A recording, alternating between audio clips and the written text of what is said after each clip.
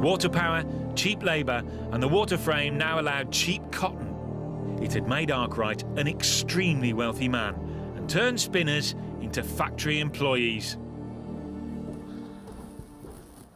Arkwright's water frame was so large that spinning yarn at home was no longer an option.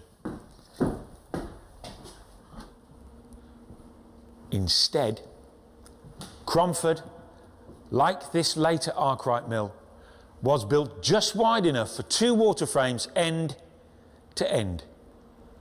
In this room, that's 48 frames, a total of 2,304 spindles. And that is not just a change in scale, that is a change in which the whole industry is organised.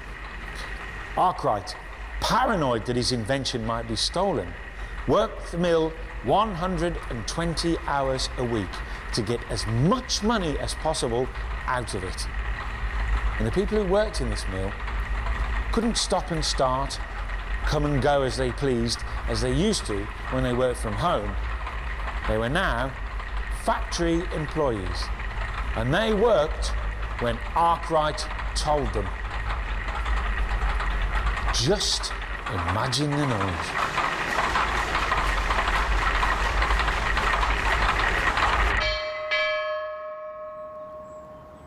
Arkwright was the prototype ruthless mill owner. These are his workers' houses. He invented most of the oppressive working practices we now associate with the bad old days. Making women and children work from 6 in the morning until 7 at night for a pittance. And once a year, he made his workers sing his song.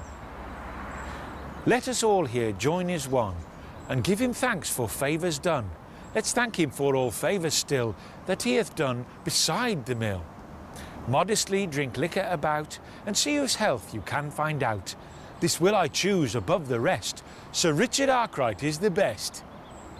Was he really? It better have been a good tune.